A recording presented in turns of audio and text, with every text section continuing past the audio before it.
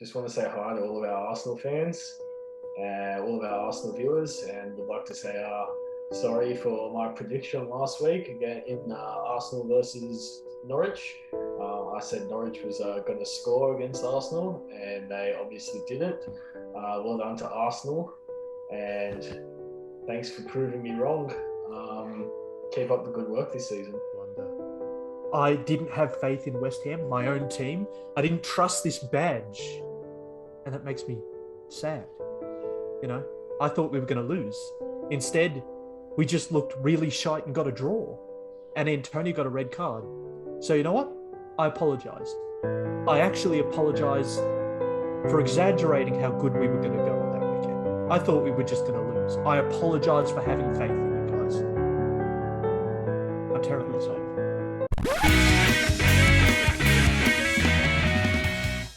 Welcome to Secure the Bag. My name is Jackson. I'm joined again by Anthony and Matt, and welcome to the fourth episode of the podcast, where today we'll be tackling all of the big news from this weekend.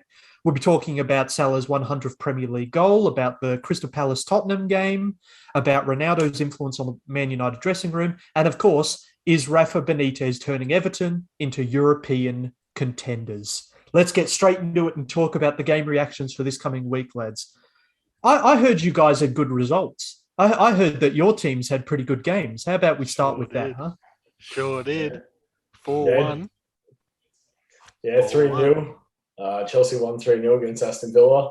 I mean, class performance by Chelsea. Just doing what they do on a weekly basis. Romelu Lukaku, 2 goals. I think it was the 15th minute and 90 minutes plus stoppage time. Yeah, just put on a solid performance. Evenly matched teams, I believe. The stats were 4 shots on target for Chelsea and 6 shots on target for Aston Villa. So out of our 4 shots on target, we were 75% success rate. So just a class performance by us, just overpowered Aston Villa. That's fair. I mean, United killed their game, right?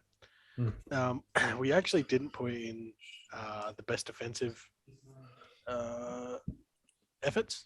I think if we had have been facing a higher quality attacking side that wasn't Newcastle, we would have conceded a lot of goals. Like we gave them way too much room in the defensive half or defensive third rather, and I think we were really lucky to be able to come away with 4 goals, and we only won because we outscored them. Yeah. When you think about it, it was Bruno Fernandes screamer. For one screamer. Of them, like some Ronaldo of those goals, it's definitely not good XG. There's no. I mean, it wouldn't be good Ronaldo XG for Manchester United. But Ronaldo did score a great goal as well. A really nice clean strike. But yeah, 4-1. I think we were pretty lucky. I didn't understand putting Matic in the squad, but he performed really well. Really well, actually. Better than Fred. Yeah. He provided something that we don't get with Fred. And McTominay gives it a little bit, but we don't play McTominay every week. So for me, so if you pair Pogba with Fred, you're not getting a defensive midfielder. As much as Ollie wants Fred to be a defensive midfielder, he's not. He's more box to box, and I think Matic just brings that real defensive kind of structure to the squad, which just complements Maguire and Varane. So Maguire and Varane don't need to do as much, so they're fresher for Champions League games. And I think Madge is, as much as I hate him, he's slow. I think he was a really good addition, and we should probably look at playing him a little bit more. Yeah, I think he uses his previous experiences in the Premier League to sort of guide the rest of the midfield around as well. So he knows where he has to be. From his years at Chelsea, we shaped him into the player he is. His experience. Sure. I mean, that performance can't be that's an outlier, not the rule for Matic. It's an outlier, absolutely. Yeah. It's an outlier. I think there's certain games he can play in, right? Games like Newcastle where we know they've got St. Maximin and they're going to be able to push a little bit. We need that extra defensive player. Games like Brighton, where you can just probably get away with Fred. But yeah, it really depends on the game. and the players around him. But I mean, Jackson, I don't think he had a great game week, did you? Hey, point on the board. There's nothing wrong with it. We got a point. That's what's important. Yeah. We were shocking, but Southampton. I mean, I think this is more proof Southampton are awful. They didn't score past us, and we looked terrible. So I'll take that honestly. Yeah. I said we'd lose that game, and I mean I feel this is worse than losing. Antonio now can't play against Manchester United, a game I really wanted to win. Yeah, I'm really happy about that. But I'm not as sad about the game as I was because we won against Dynamo Zagreb this morning. Beat them 2-0. So Declan I'm Rice happier. was a screamer. Screamer. Yeah. Well, it was a great individual goal by Declan Rice. It was a great goal. Yeah. Scream. I mean, from his own half. But the goal, it was through the goalkeeper's legs. The goalkeeper really should have saved it. The shot, not a screamer. The effort was good, but the effort was a class effort. You went from basically Son's goal for Tottenham back when he was under Mourinho. Oh, it was a 3/4 field run essentially. But any half decent goalkeeper saves that. Both our goals were the fault of them. Like Zagreb was responsible for both of our goals. Yeah, because the first one was failed back pass and the goalkeeper not being able to defend at the near post. Like the ball went through him. Good goalkeeper saves that every day. There was a chance by Fredericks in the first half that it was exactly like the Rice shot, and it was saved. So I don't see any excuse. Back to your game against Southampton. 13 shots for West Ham, 11 for Southampton, 3 on target for each. 541 passes for West Ham compared to 390 for Southampton. So you guys really controlled the game. Well, you'd think that based on it, but no, we were absolutely out of our minds. I mean, the stats, this is the same thing I had with the Dynamo game. The stats would suggest we were on top, but we really didn't do anything with our possession. And the chances we had, that's 3 shots on target, but I guarantee you not one of our shots was a real, troubler. Yeah. There wasn't a shot West Ham had in that game against Southampton that made me concerned. Whereas Southampton, hit the post, forced decent saves with their shots on target, whereas we never looked that dangerous. I really thought Southampton should have won that game with their counterattacks. So yeah, I know I was watching the United game at the same time or just before it, but I remember while you were watching the West Ham game, you were cursing the world. It was terrible. I watched back the highlights, and I think Southampton really got the better of you guys. And in the terms of Football Manager, I think Southampton fans have the upper hand today. I think they'll be happier. Probably. I mean, I read an interesting opinion about what West Ham. Now that West Ham are actually good and a team that's difficult to beat, what's actually happening to us now is we were really successful last season because teams thought they could beat us. They'd come out and attack us and we'd win on the counter. Now teams just like to sit back and do the same to us because now they're less confident about attacking West Ham because we've got decent players at this point. We can't all have Ronaldo. We can't all have Ronaldo, but I'd take Antonio over Ronaldo any day of the week. I mean, Big Rom is doing well for us, so I'd take Big Rom over Ronaldo. And that was a brace for Big Rom in that game. Huh? Yeah, it was. Yeah. They were 2 good goals as well. I'll give them. They weren't just shitty little tap-ins. They were actually they were struck nicely. Not like Ronaldo's young boys goal. No, well, doesn't matter. Watch the if you can see my background on YouTube. If you're watching, guys, make sure to go and check out our video where we discuss the Champions League. Shameless plug. Shameless plug. Shameless plug. I don't mind. I don't care. I don't care at all. Get those views up, boys. No, fair enough. But no, actually, I think, Sorry, speaking of shameless plugs, let's give a quick little plug to Mohamed Salah. Yeah. Premier League goal.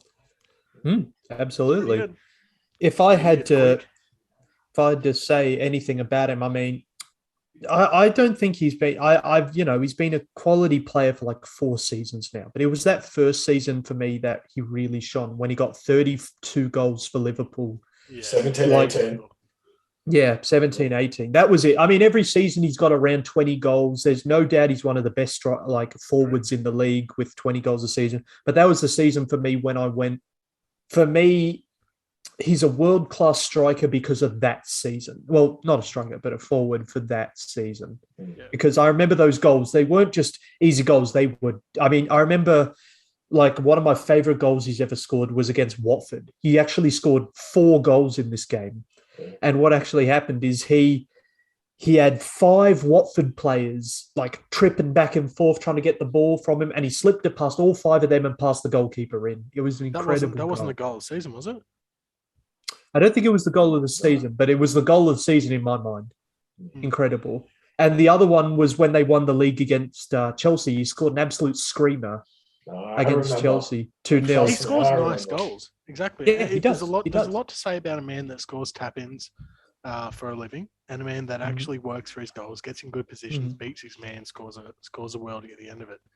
And I think, I mean, I'm not a huge fan of Salah. I think Mane's a little bit more technically gifted, but I think Mane's not as clever as a player, though. Like not as smart as a player. But I think he's technically a bit better.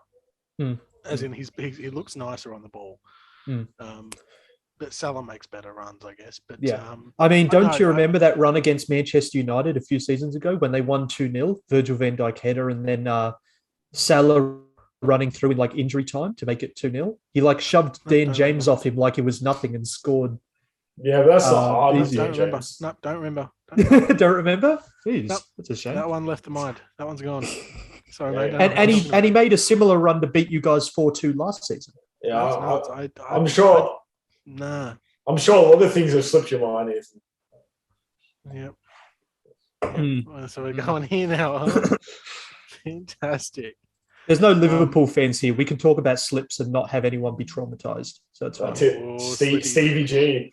Speaking of Liverpool fans not being here, and they certainly can't be happy about Harvey Elliott's injury. We spoke about this a couple of weeks ago. I don't see how he fits into that midfield every week. It blows my mind, but he was a mainstay, I guess. So, and now he's not. So now you don't have to worry about him. He's not going to get into that midfield. Although he will be back this season, apparently. But now surgery successful. But now begs the question: Liverpool, those title contenders that we were discussing in our last episode with Harvey Elliott not being there. I didn't realize you rated Harvey Elliott that much. That is wild. I mean, judging off what we were talking about last episode, if you guys haven't seen it, make sure you go check it out. Jackson, I remember you saying Harvey Elliott was a good addition to their midfield. Oh, he's good depth. Yeah, he's good depth. He's good depth, but now that you've lost a bit of that depth, like I don't know how they fit in with to be title contenders. I think that's harsh. I think that's a bit harsh to me. I don't look at the injury of a guy like Harvey Elliott and think, oh, that's it. They're done. No chance. No, I think that they'll be fine. Great. Yeah, I think they're fine. He's not that great, but at the same time, they're playing pretty much every week. Who are they going to play in his position now? Thiago Fabinho. Yeah. Thiago Fabinho. Okay. They've got. I think Klopp saw something in Elliott that would have been a nice addition to the midfield, but now he's injured. He'll just have to go to more conventional players to fill that space. Yeah. I do think it's a shame for Liverpool, though. I think it's a shame. Liverpool will be somewhat regretting offloading Genie Wijnaldum. Well, he just left at the end of his contract. I really don't know what else they could have done to keep him. It's a shame, though. They needed him. Hindsight's 2020. They could have given him a 1-year extension, but again, who could have expected this? And it's terrible to see because he's only a young fella, you know. Yeah. But he'll be back. This isn't like the Alex Oxlade-Chamberlain injury that knocked him out for a season. He'll be back. Won't stunt his growth, I don't think. No. Surgery was successful, so that should exactly. Be so they're telling him to come back towards the end of the season. So I mean that's always to see. He won't end up like Jack Wilshere, so it's okay. And Arsenal are going to invite him back for some reason. Jack Did you Wilshere? hear about that? No, yeah, I heard he was coming to the A-League. I heard he was coming. No. Arteta said in a press conference that he's happy to have Wilshere back at Arsenal. Yeah, I actually really rate Jack Wilshere. I always have. I think he was great. He was really promising, and I actually really rated him. He's had an unfortunate run of injuries, and he never reached that potential. But I think if you had kept playing him week in, week out, and you had to maybe put him in a little bit of a better squad, I think he would have been in a good position. Having had him at West Ham, I can tell you, he's not even a football player anymore. Like, you cannot play him week in, week out because he will get injured. Yeah, he is incredibly injury prone. He's a useless. I don't even know why Bournemouth. He should have been relegated to like non-football, like non-league football after how bad his West Ham run was. But Bournemouth picked him up. Crazy. I mean, Bournemouth. I don't think Bournemouth are going back to the Premier League, so it's not really a risk for them.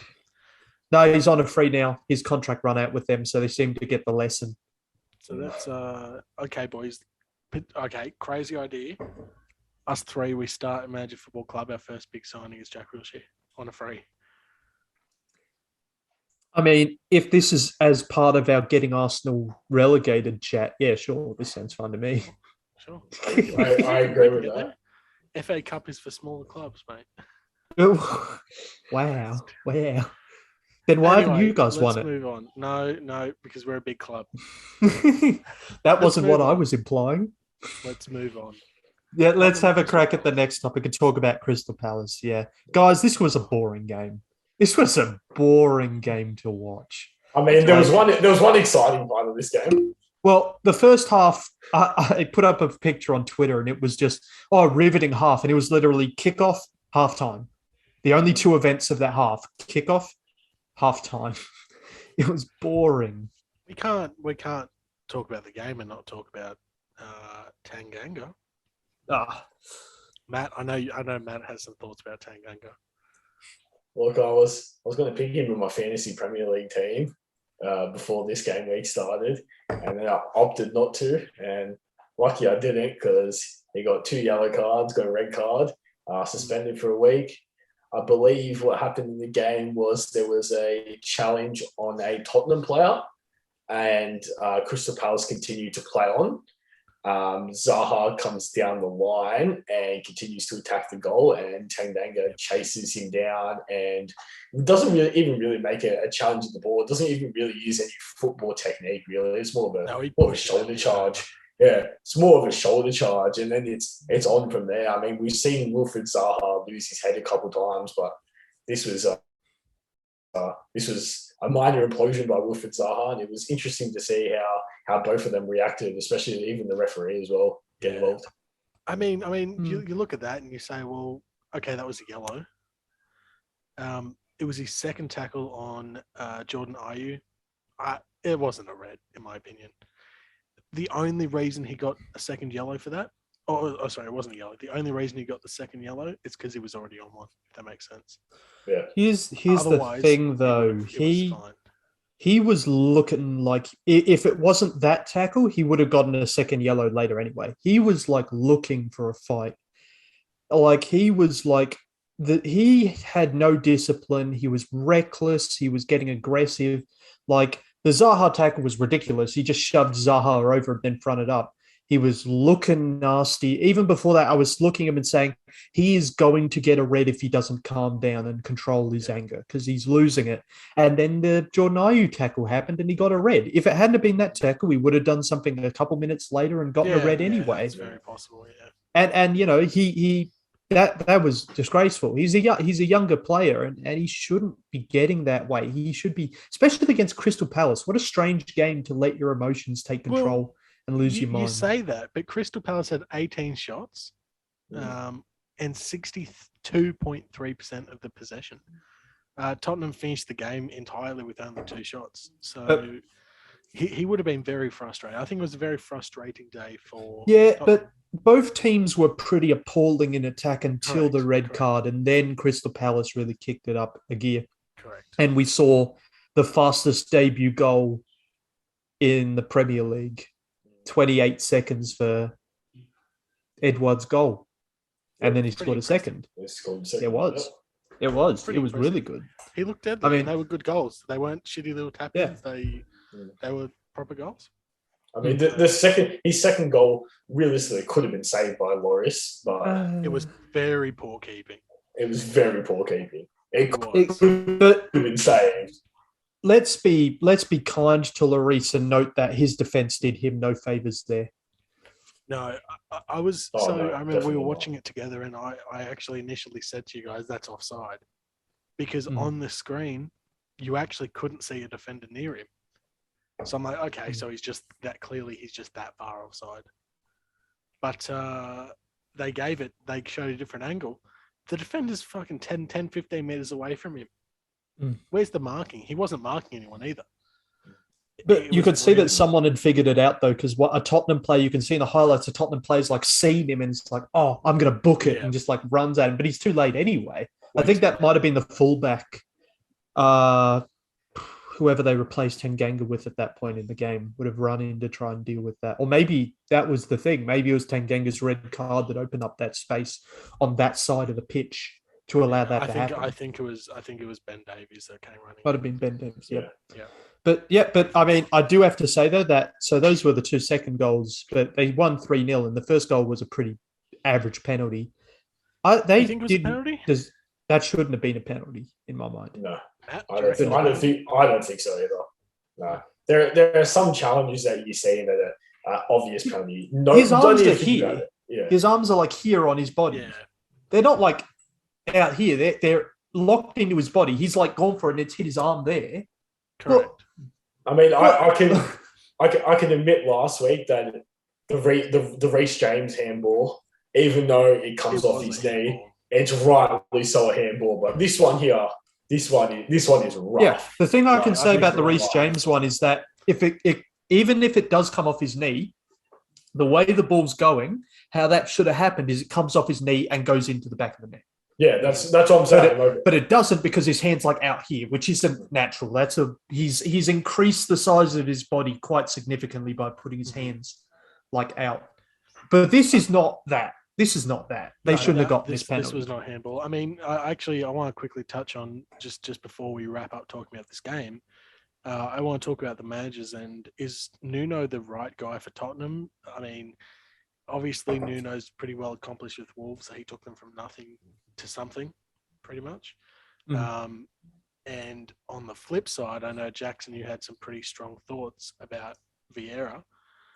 Is he the right man now to take Crystal Palace through the whole season? I know you said that you saw him getting sacked this year. So, I mean, somebody take it away. They're looking better than I thought they would at this point. But I would say you can't take the Tottenham result and go, this is what we can expect from Vieira, because red card, penalty, pretty lucky debut by Eduoard. Those are the things that made the difference. Maybe it's just a baller. We don't know.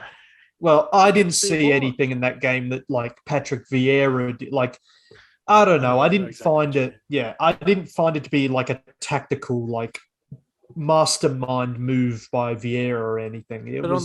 On the flip side, Nuno, I mean, is Nuno the right man? Good manager. I rate him. I think that he's been very good for Tottenham so far. For a team that's not in this title race, they've been pretty good so far. Like, we're not even going to consider them as title contenders because they're not. No, we're not. But they look good. They could get 5th this season. Well, they're 3-1 at the moment, which is not a bad start. Three wins, 1 loss. I mean, most of the top 4 are 3 wins, 1 draw. So it's not like they're that far behind them. And Nuno's been pretty good for them this season. I mean, they went 3 games without conceding, I think it was. If I'm right. They went first 3 games, without conceding. Yeah. I also, before we move on to our last topic, I just want a quick shout out to Reece James. I don't know if you guys heard, but overnight while he was playing in the Champions League round, his house got broken into, and the guys that broke into his house stole the safe with all of his Champions League and international medals in it. So shout out to Reece. Hope he's doing well, and hope he ends up getting those back, because there's some precious memories that you don't want to lose. Yeah. Equally so, not in the same vein, but similarly, we got to All three of our group condolences go to Nathan Arke of Manchester City, who, after scoring in his game in the Champions League, minutes later his father passed away. So our condolences, all three of us collectively, go out to him and his family. But I think that's enough sadness. I think let's talk about a god now. Another sad topic. Yeah, sad. Pretty sad, yeah. Ronaldo and United. Totally distressed, yeah. Ronaldo and United. Who would have thought United? United just seem to really have a pattern of depending on like 36, 38-year-olds to like keep them afloat. You really do see it. Yeah, it's like funny, all the isn't time. it? Zlatan Ibrahimovic, now Ronaldo. Guys, no, Ibrahimovic is different, right? Because we brought him in. He was our best player of the season until he got injured, right? And then he ships off to the US, has an okay tenure, ships off to Italy, and now is one of the best strikers in Italy. So he's an exception. He's a baller. Did I hear Van Persie in the background somewhere? No, you did not. Did that happen? No, I don't think that happened. No, I don't know. I don't remember his time at Man United. But I don't know. Yep. No, neither do I. I don't remember Van Persie. I don't remember Tevez. I don't know what to do. I was talking about. But I think we really need to talk about how Ronaldo changes United, like on a fundamental basis. So, I mean, you can see it from that first game, his Premier League debut, or return debut rather. They feed everything through to him now. Everything gets through that man, and we're hitting silly crosses into the box. We're lofting passes over to try and get his head on it. It's not really how we've played over the last. Well, actually, it's not how we played since Ollie's taken over. It concerns me a little bit, but if it works, it works. And good. Yeah, I mean, I was the most pessimistic about what Ronaldo would do to the team, but I'm not going to say I was right yet. He still scored 3 goals in 2 games. Correct. If they make him the focal point and it works, then it works. I don't think that'll win them the league, but it might get them pretty close. But good. It hurts me to say it. I don't think this is a title-winning team after 4 games. Hurts. Not feeling it. Whereas I looked at Chelsea and thought that's a title-winning team for me. Chelsea. Or I looked at Manchester City, who looked like a title-winning team for me. Yeah, maybe not Manchester United. The way United are playing, and if Ollie keeps making some tactical errors like he did against Young Boys, I know Lingard, whatever, but Ollie didn't shape up well for that team. Why would you take off Varane and Maguire, who looked to be pairing together well? But anyway, Matt, please. I just find it interesting that Ronaldo is willing to play centre forward at United, where at Juventus he was completely opposed to playing centre forward, always wanted to play on the wing. Yeah, and he's just come to United, and his mindset has changed completely. Like he wants to be that focal point, like you were talking about. Everything goes through him. But the question that burns through my mind is, how long can he keep this up? How long is he going to stay that focal point? Is he going to make this impact every game for the whole season? It's really interesting you say that. I'm sorry to cut you off, Jackson. I think, if we play like that, he will score a goal every game. There is, just because the sheer amount of chances we are pumping into that box, Ronaldo is going to finish one of them. Whether it be a shitty header, a shitty tap in, they don't have to be beautiful goals. We might not win the game, but that kind of style of play. And we've seen it with him in the past at Real Madrid and whatnot, when he shifted into that centre forward role. That kind of style of play is going to get him a goal a game. But I don't think we'll win with that style of play. So that's the thing. That's going to be a lot of 2-1 losses, isn't it? Yeah, exactly. Yeah. Exactly. Yeah. And then that sort of takes away from your other young strikers as well. Now, if you're trying to feed everything through them as well, true. It's not how we're developing Greenwood. No, it's not how we're training him to be. And that was my inquiries in I think it was our OT, Ronaldo OT, about how you guys were going to develop your younger players. Shameless plug. Had to. What about your thoughts, Jackson? Well, let it be said that, like, I brought this up a lot in that OT, and having watched that game, Sancho looked more confident on the ball than he did before, and Anthony was saying that, like, he was in previous games, Sancho wasn't confident enough to run at his man, but now he's running at defenses, causing problems, dribbling, and that's good. Yeah. But before, like, I think Bruno's screamer hides that he wasn't as good in that game as he has been in the past for Manchester United. So Correct. what seems to be going on there is that he was not really playing his best. And I mean, it's hard to say why. It's only one game, but it's the truth that when playing with Portugal and playing with Ronaldo in the Euros, he was probably one of their worst players. Yeah, and I mean, the common link there is Ronaldo. So the question is, do they pair well together? I'm not sure. I think it's more of a question of is his role in the team sort of dialed back a little bit now as well? Like, just add on to that, whether Bruno's role is sort of dialed back considering Ronaldo is there and he's the man now. He wants everything. He demands everything. Like we know he's going to be the free kick taker or the penalty taker as well. Like, he's taken Bruno off penalties. Like, there goes some of Bruno's roles. So he's sort of really limited now to trying to create those opportunities in the midfield. And if you just but you saw it in the game where we're feeding things through to Ronaldo, but we're also passing him the ball in a deep position as well, which became very evident because he wasn't performing great in those deep positions. It was only when he was pushed forward quite a bit.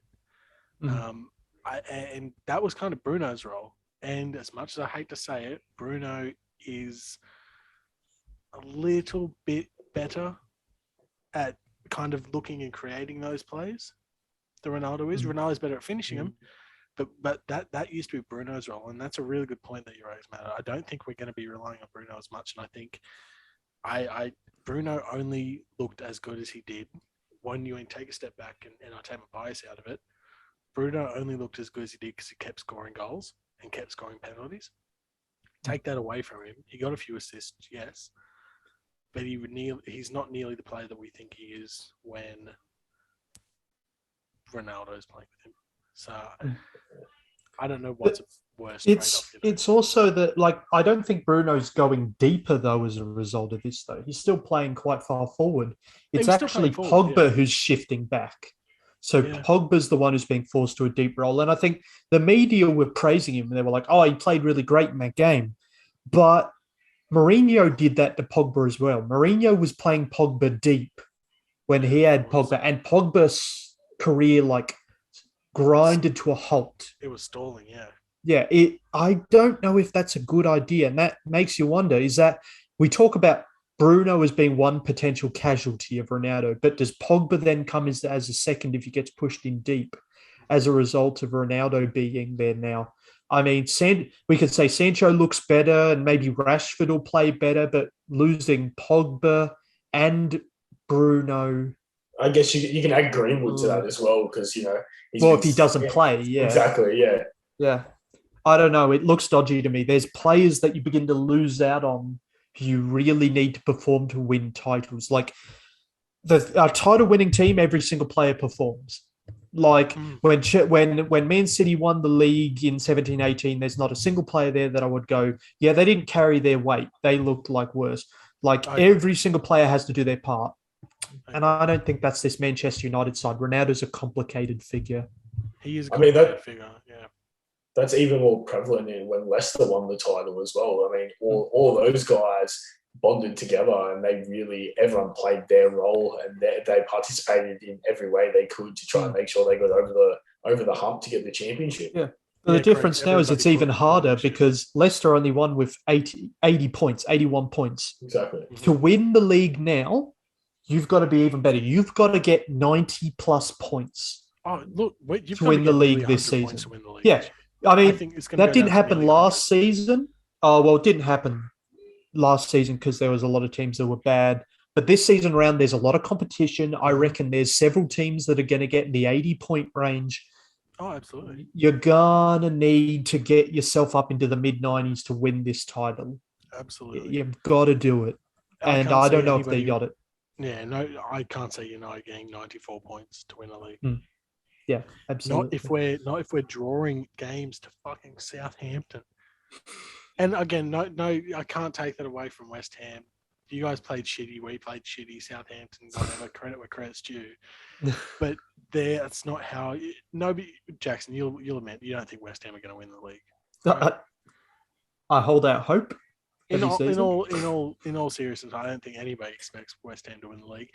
Man United have an expectation to be winning the league or at least coming second, right? Mm-hmm.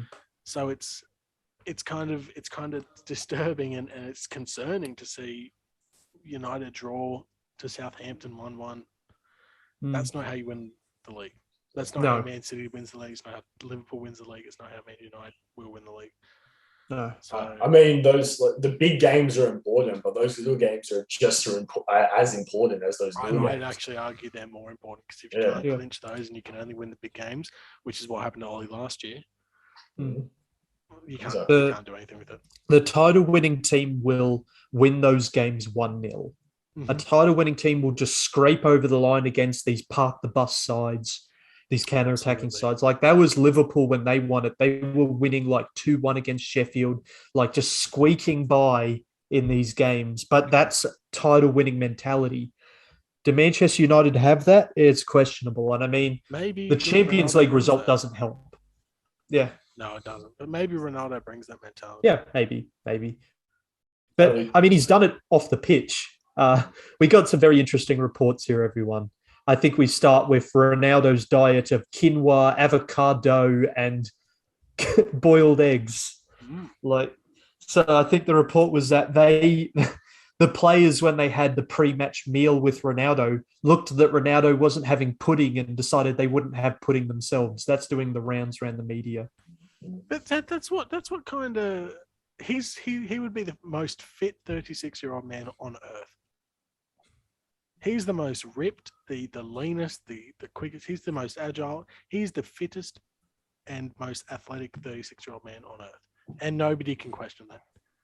I mean, he moved out of the mansion that he bought, or the mansion, I guess you would say, it's sort of on like a bit of farmland that he bought in Manchester United when he moved over, because he wasn't getting enough sleep because their sheep were too loud. So you can tell he really values his body and his wellness, so he prepares for those big moments. And if Luke Shaw stays off those puddings, if Luke Shaw stays off those puddings because he's looking a little junky, I mean, you're doing wonders, yeah. You're doing wonders because Luke Shaw. I mean, I think I want to talk about him. I'd love to have an episode about him in the future, but Luke Shaw's looking. He got criticism for being fat a couple of years ago. He went and got a six-pack, and now he looks chubby again.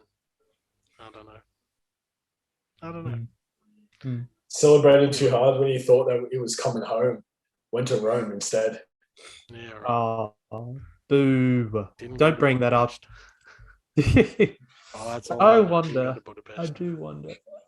I mean, we have to assume we're going to get like more media reports about how he's changing that team and like training, just general diet. Otherwise, like the media is going to be all over him. But I want it to be known that Matt referenced a Sun article like it was the God-given truth, and like. I didn't reference it as a God-given truth. Okay. Oh, I don't think you questioned the truth of the source. I didn't question the truth of the source. Knowing the Sun, I'm surprised they just didn't say Ronaldo has like sex with the sheep at night. That would be something the Sun would do. Jackson, please. We don't want to get demonetized, please. we're already there. Long past that. Go check. Didn't you see the preview of that video? I think that was pretty demonetizable. I agree. But okay, let's move on to our main topic. Jackson, what are we speaking about today? Well, today we're going to be talking about a team that I think we haven't really given any talk to at all in the last few episodes. We're going to be talking about Everton. We're going to be talking about Rafa Benitez, a manager I really respect. I mean, I would have had him at West Ham in a heartbeat. I think he's really good. But we've seen what he's done at Everton, and he's been really good, lads. I mean, we can talk about like the last match that they played, 3-1 Burnley. Matt, what did you make of this game? This was a good game for Everton. it was a good game. It was an exciting game to watch. I mean, Absolutely. Once Damari Gray got brought to the team this summer, I knew he was going to do bits for the team. Watching him in the last few games that he's played, I think he scored a goal every single game, and it's just a quality signing from I think it was Bayer Leverkusen for 1.7 million. So they really finessed Bayer Leverkusen for Damari Gray. He played well. They pressed really hard. Andros Townsend, man, you got to give credit to that guy, and he's worthy of a goal that game. That's goal of the week for me. I don't know if you guys saw it, but that was goal of the week. Yeah, I think that's pretty reasonable. Yeah, it was a fantastic goal, and I mean, let's not forget that Everton scored the 3 goals in 379 seconds. Yep. That's fantastic, right? That is just momentum. There's momentum if I've ever seen it. And it's all, and I mean, we were talking about like managers that we were talking about Patrick Vieira winning that game against Tottenham out of luck, but Rafa won this game out of like skill. Correct. He made the right tactical change by going to a 4-3-3 by bringing on Andre Gomez. He completely changed the game. And, I mean, the results were clear for everyone to see. 3 goals in less than 400 seconds really delivers the point. Yeah. They probably should have had a 4th, but it was ruled offside. Yeah, it was. I think that really – Everton haven't had that for a while. And Rafa brings just maybe that little bit of an edge that Everton can maybe push for Europe. Maybe. I mean, do we think Everton pushes for Europe? With the likes of West Ham, they make a challenge for 5th, 6th, 7th. I reckon. Well, let's brainstorm. Who do we actually think is in this race? Because I think it's West Ham, Aston Villa, Everton. Tottenham has a decent chance, and Tottenham. I think those are the 4 teams. So there's positions open for 3 of those teams. Correct. Because Arsenal aren't in this. So there's 2 Europa League. Leicester as well. 5. So 3 out of 5 teams have a chance for me of getting into a Europa League or a Europa League conference place. Yep. I think those are good odds, because I think if you think about that, if you're Rafa Benitez, you're like, Aston Villa looks shaky so far. We can probably get ahead of them. Maybe we sneak into a 7th or 6th place depending on where West Ham finish. I've watched a lot of Leicester this year, and I think Leicester look a little shaky as well, to be honest. They look okay. They can score. But just on the ball, I don't think they look very technically. They don't look very sound.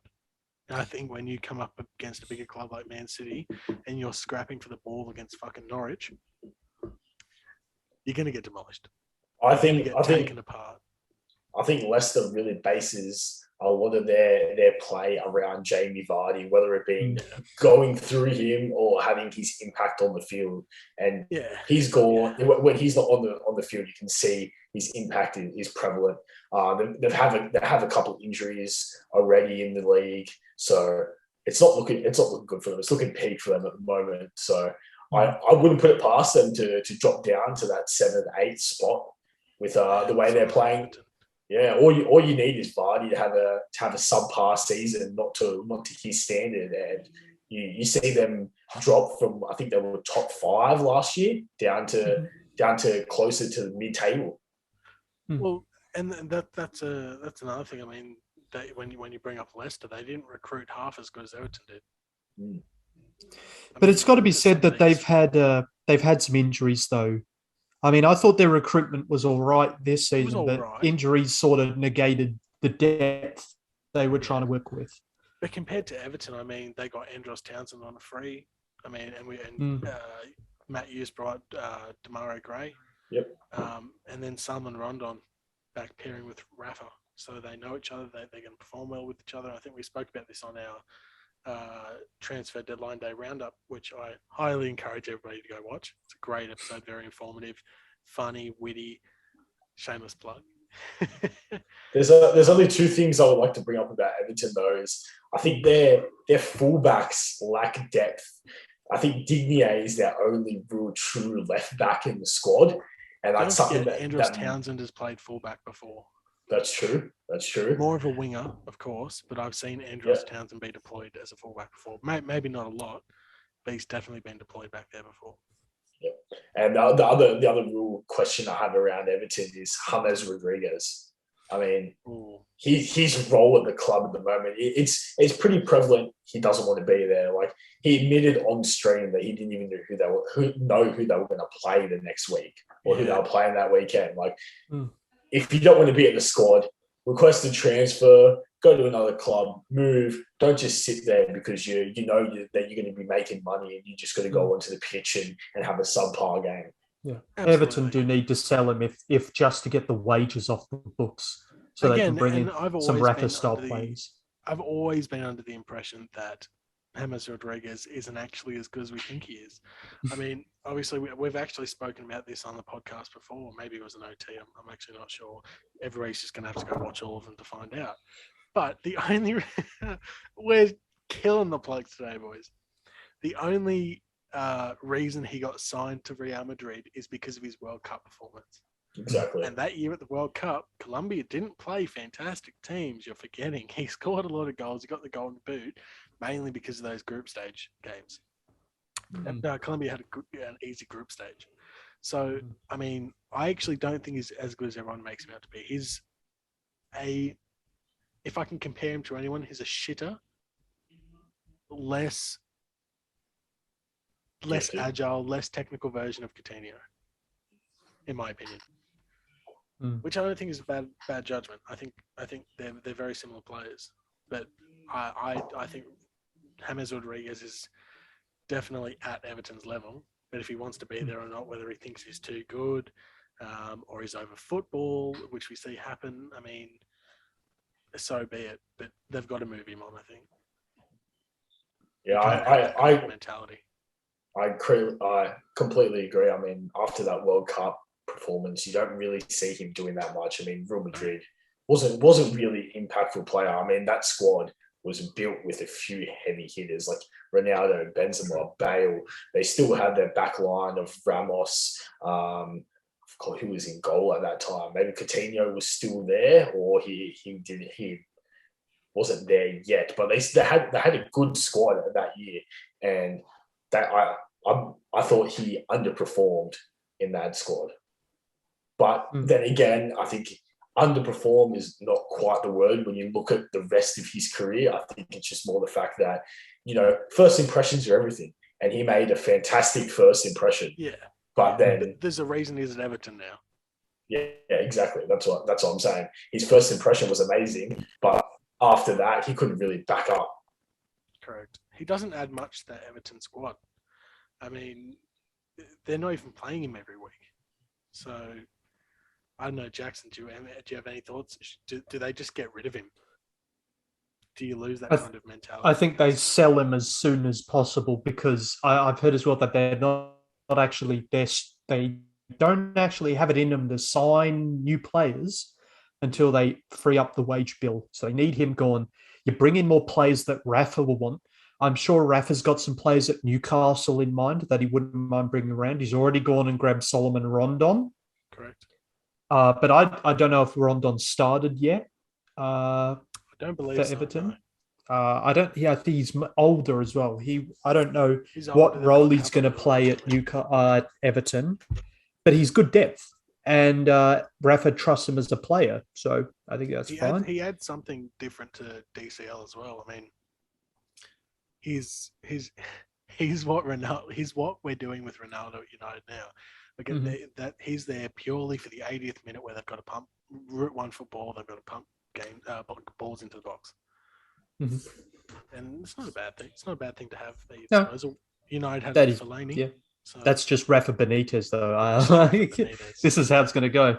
But I mean, we do have to ask the question: Does Everton have? I mean, we have to assume that Everton, they've got a lot of players now, but they don't have European depth, do they? I don't think they have the players that they could have a European campaign right now. So I think it makes it even more important for them to sell James and bring in that depth, reinforce every position, including fullback, where Digne is really the only out and out fullback, left back on that side. Yeah, correct. I think Everton had that viewpoint that they can go get big players, right? I don't, and I've seen reports they think big players want to go to Everton, and that's not really true. Not at the moment, anyway. I think Everton need to sell James Rodriguez, maybe get, I don't know, if Dan James goes for nearly 30, James goes for 20, 22, maybe 23. That's an easily invested 22 million to 2 or 3 players that bring depth. Maybe one first team player, but then it adds depth. And they're going to look in England, but it's not the place to look. When they need to go look in the French league, find their Camavinga and run with it. You know? Yeah. I mean, to be fair, they spent only 1.6 on Damari Gray and got Andros Townsend and Solomon Rondon on a free. Yeah. So they could do a lot with 20 million. And I mean, you think that Rafa didn't get the chance to spend much money at Newcastle. So, he would love a club like, as long as he has control over transfers, I think it's a perfect match. And I think that's, give that to him. Yeah. I haven't seen otherwise. Yeah. So quickly before we wrap up on that, I'll get a quick fire prediction from you lads. Where are Everton going to finish at the end of this season? Matt, you go first when I think about this. Oh, Matt. Huh? I think Everton will finish either 6th or 7th this year. Can't tell which one at the moment. It's purely dependent on if they're going to make some more moves in the next transfer window. Mm-hmm. Okay. All right, Anthony. I actually think Tottenham finished 5th, Everton finished 6th. I think Leicester fall out. Who gets 7th? West Ham. Gotta have faith in the boys. We're good. Another European season on our hands. We love to see it. Where do you think? What does that mean? You think they finish in 7th? I think Everton finish in 7th. Yeah. I like Rafa Benitez, but I'm not convinced by the squad yet. I think he needs another transfer window to sort of get what he needs. So I'm going to say 7th, and I think West Ham get 6th, Tottenham 5th. Okay. Like you, I think Leicester should get in there, but injuries and I think there's Vardy not providing enough. I think that's going to hurt them. But yeah, so today is going to be a little bit of a shorter episode, and we're coming down to our last section. So I think before we wrap up and say goodbye, we'll finish with some predictions for this coming game week. Yeah, let's do it. Sounds good. I'm happy to start. Mm-hmm. Go on. Man United, West Ham. It's going to be a cracker of a game, by the way. This is going to be a cracker of a game. And I think make sure to tune in tomorrow for our live stream watch along. It's already scheduled on our channel's homepage. So I'm sure there'll be a lot of heated debates. A lot of 2 days. 2 days from now. Not 2 days. Not 2 days. This is uploading on a Saturday. No, that's true. That's true. So make sure. Oh no, they know what day we record. They know what day we record. Bail lads. Oh boys. All right, we've dropped it. Cancel. But make sure to tune in for our live stream watch along where we can discuss, have a few beers with you guys, and jump into the chat and ask us any questions. A little bit of Q&A, maybe. We have special guests. Enough plugs for one episode. I think this is going to be a huge game, and I think if Ronaldo comes in firing, I don't know if West Ham have the ability to stop that. Just with how shaky you guys looked against Southampton, I don't really think you guys can contain. If Bruno's firing on all cylinders, Ronaldo's firing, if Sancho can be as creative as he was against Newcastle, you guys are going to struggle against that. And I mean, we'll go through our scores at the end. Jackson, what do you think of the game? I don't think it's going to go so well. But, I'll take a draw at best. I don't think we'll win, but I think a draw is pretty plausible. I don't really have faith in this team, so I'll say 1-1 draw. Ronaldo to score, but West Ham to equalise, and then we'll take a draw from there, 1-1 draw. I can feel it's possible, but that would be the best I'd hope for. Okay. Yeah, that's fair. Matt, you've got a huge game this week. Yeah, Chelsea plays Tottenham. I reckon score's going to be 3-1 to Chelsea. I think Big Rom gets a goal or two. I wouldn't put it past Reece James to be in there to to be in to create a goal. Not sure if he'll score or actually get an assist, but I reckon he'll be in that participation for creating a chance or putting a goal into the back of the net. Other than that, I reckon if Marcus Alonso plays, I reckon he's gonna provide some good attacking prowess. Yeah, true. Yeah, it's not a bad shout. It's not a bad shout. And I think there's one more that we should talk about, and it's Liverpool versus Palace. Obviously, Palace are coming off that emphatic 3-0 win against Tottenham, and Liverpool just looking pretty dominant as always. What do we think? What do we think? 2-0 Liverpool. I reckon Liverpool's just going to outclass them, to be honest. I reckon 3-0. That's fair. I think they got lucky against Tottenham. I reckon they'll be beaten. Yeah. But there's one more thing we need to talk about. We didn't have the best week last week on the hot takes, but you know what? We're coming at it again with some new ones. And you know what? I'm telling you, Areola will start for West Ham against Manchester United. Fabianski is going to be pushed out of his goalkeeper spot, and I reckon Areola is going to take it for this game. Areola want to roll with the geezers. Roll with the geezer. Yeah. Telling you, that's mine. Okay. So my opinion for this week, I think Damari Gray's going to score a brace against Villa. All right. Yeah. Okay. All right. Yeah, I can see it happening. Villa look pretty shaky at the back. My hot take. I'm gonna regret this, boys. I'm really gonna regret this. So I'm gonna pray to Donda all night that Tottenham beat Chelsea. It's not happening, man. Tottenham to beat Chelsea. Can we all agree now that if we're all wrong, he's absolutely got the worst one? Oh yeah, definitely. Yeah, that's fair. Tune in next week for our forfeit. Yeah, be prepared. Lock it in, Eddie. All right, we've been us. You've been you. We hope you've enjoyed, and we'll see you next week. Make sure to tune in for the live stream on Sunday night, and we'll see you guys later. Yeah, and also, guys, if you like the content we create here, make sure you give us a follow, a like, a subscribe, share it around with your friends. And if you have any opinions on this episode, make sure you voice it down in the comments. We'll read all of them and we'll reply back to your comments. So thanks, guys. Hope you have a good night. We've been Secure the Bag.